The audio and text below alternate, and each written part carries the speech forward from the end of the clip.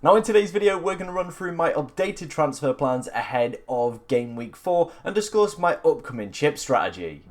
Now before we dive into today's video, I just want to say a massive thank you to you guys. I said if we could hit 17.5k before the start of Game Week 4, I would be very impressed. We've absolutely smashed it out the park. We've not even got a couple days away from Game Week 3 and we've already hit that milestone. So thank you very, very much. Your continued support on this channel means the absolute world to me. So yeah, if you're new around here, make sure you're hitting that subscribe button, like button. Honestly, your support means the world to me. Let's take a look then at how Game Week 3 got on. And again, it's another disappointing game week. We've had a really, really poor start to the season. There's no getting around that. However, I do think sometimes you have to look at the positives. And the positives were, we got a green arrow, the first one of this season. We got captaincy right with Bruno Fernandes. And I know some people are going to say it was lucky, it was the time of the penalty. But this is ultimately why you buy penalty takers and why you buy players that are on the pitch for the full 90 minutes. Because you just create that look within FPL. Like sometimes if you just selected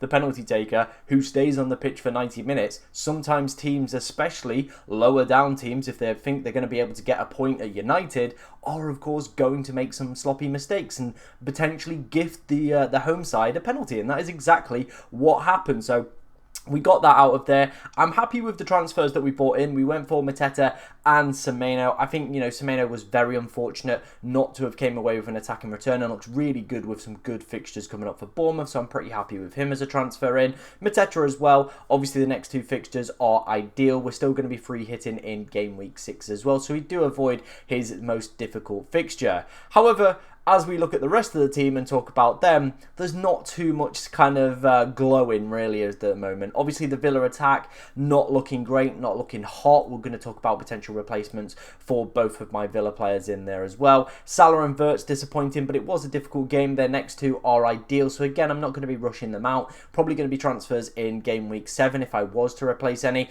Murillo and the Nottingham Forest defence are on fraud watch, to be honest. They're going to be benched for this week against Arsenal, but it does feel like we've been sold a little bit of a con. They haven't hit DEFCON. They've been very, very poor defensively, and overall just not a great side I really want to be looking to kind of invest into. If, like myself though, you have had a little bit of a bad game week, I wanted to talk about something, and it's basically who are the highest scoring players within the game right now. And this is it from Fantasy Football Hub. Here are the list.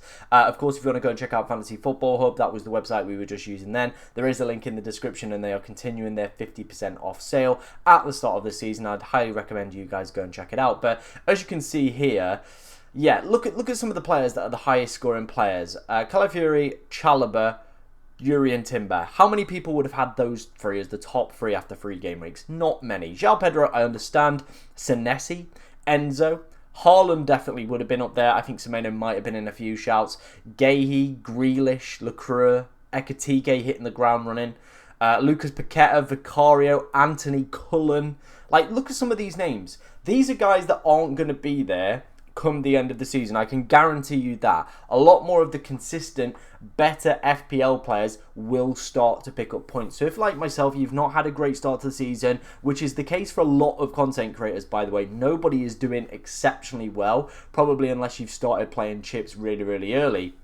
Nobody within the bracket, those really good managers that consistently get the top 100Ks, the top 50Ks, the top 10Ks, are doing well. And I do think it is because look at some of the players, like I said, on this list that have been scoring well. It's all like kind of a little bit weirdos, to be honest. Players that you would not expect to do well. So what I'd say is just remain patient, especially if you've got a decent side with proven Premier League FPL assets. Remain patient. You've still got that wildcard in the back pocket if it isn't quite working out within a few game weeks' time. But don't go out there. Don't go wasting the wildcard this week. Don't go and burn some transfers. Don't go and take minuses. Just sit on your hands a little bit.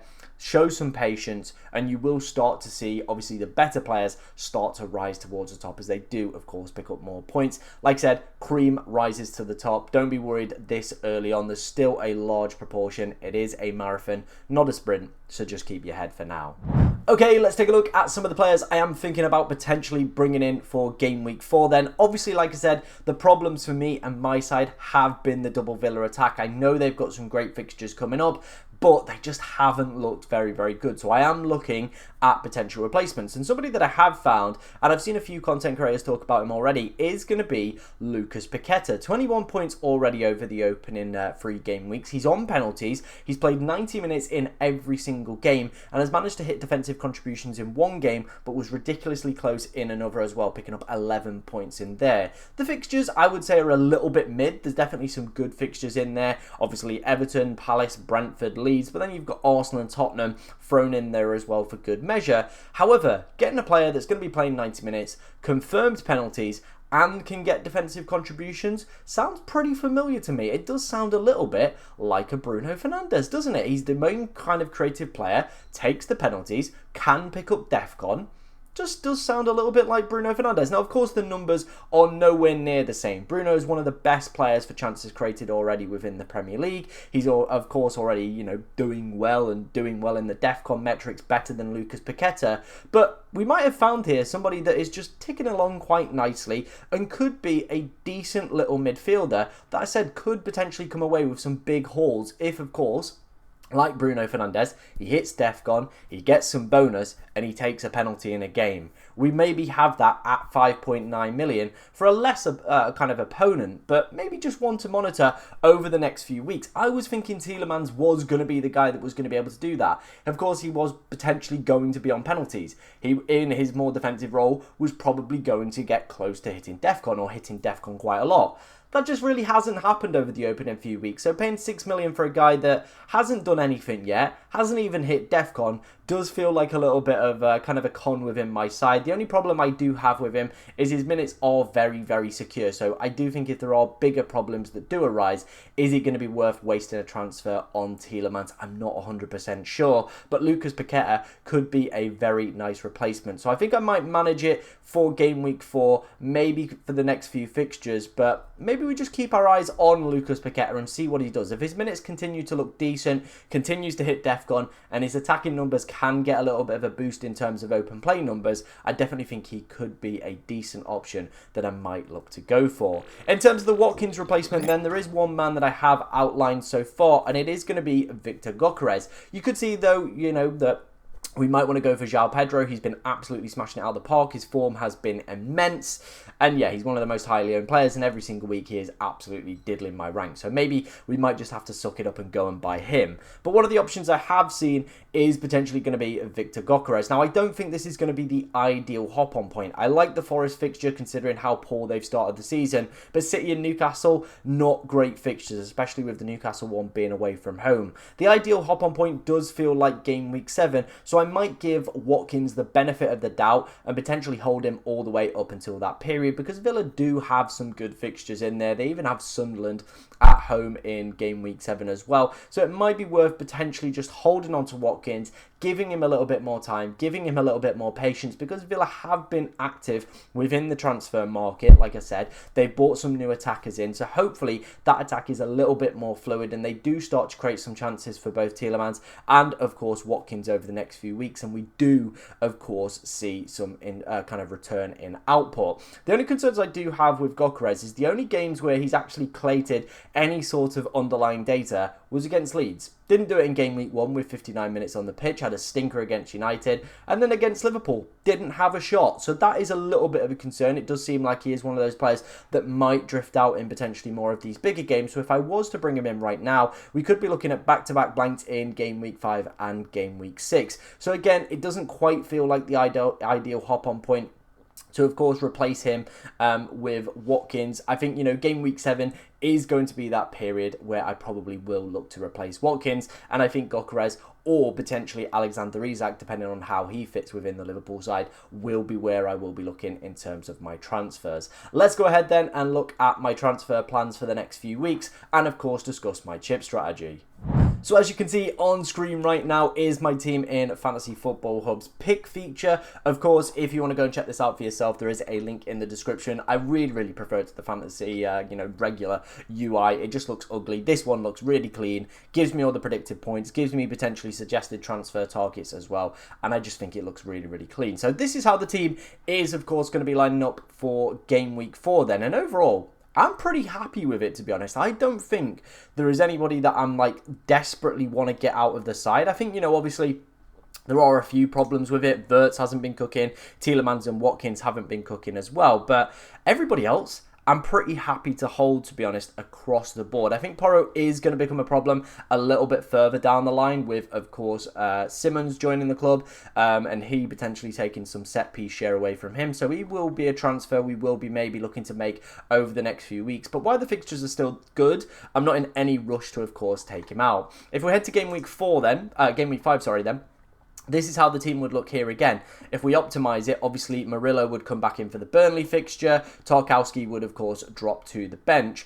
And if Guehi starts playing games for Chelsea as the leading number 9, of course he has been recalled, we could maybe bench boost that week. If he starts that game, like, it's not an ideal for fixture for Tarkowski, but we've got Estev and, as you can see up here, Dubravka with Nottingham Forest. We could maybe play a bench boost in Game Week 5 without having to make any transfers and get it out of the way. It's not an ideal bench boost, I know, but it could maybe offer something up for our side. Anyway, as you can see, Watkins and Tielemans have great fixtures. So again, there is no real rush to, of course, take them out. Another great fixture for Liverpool with Everton. So again, no real desire to go and take those guys out. So again, we could just be sat here again going, let's just roll. Let's just roll the transfers and not worry about it. Game Week 6, I do plan on free hitting. I want to go and get Erling Haaland. You can see it on this side here, 8.6 predicted points. He will be the highest predicted points player for that game week. That for me is a week I want to go and get him. And of course, give him the captaincy armband for that week. So we are going to be playing the free hit there. Game week 7 though, we would come out with free transfers. And I do think, again, this is maybe where we need to look at some Arsenal players going forward a little bit more longer term. Murillo has some really difficult fixtures coming up. So he will be a player we would be looking to, of course, remove. Florian Wirtz as well would also fit into that category where I think his time is probably up at that point, and we would be maybe looking at some Arsenal players or of course some other teams around there with decent fixture swings as well. Maybe of course at this period we look at potentially going and getting Cole Palmer in for Bruno Fernandes, maybe probably once we've got the Sunderland fixture, maybe in game week 8 when he faces Liverpool as well, we could of course go and get him there. Obviously we need to start to look as well to remove our 2 Aston Villa assets by game week 8 as their fixtures do of course take a nasty little swing. But it wouldn't put it past them to, of course, do exceptionally poor all the way up until game week 8, and then that is the period where they start hitting it. It would just be the most FPL way going forward. But as you can see, although my team isn't in the most ideal place, I'm not rushing out. I'm not, of course, making drastic changes. I'm going to give it a few more weeks. I'm going to start to bank and build some transfers. We might, of course, play the wild card in game week 7 or game week 6. Still, I do have that possibility if the team continues to disappoint and our rank is looking really, really poor. Of course, we might pull that trigger. But for right now, I am going to stick with the process, stick with the plan. I think we've got some good players in here. Hopefully can start to pick up some better point scores over the next few weeks and start to climb up the ranks. That was my transfer targets video for today. Of course, if you did enjoy it, make sure you're hitting that like button and subscribe button. There's plenty more content coming your way on the FPL Tom YouTube channel.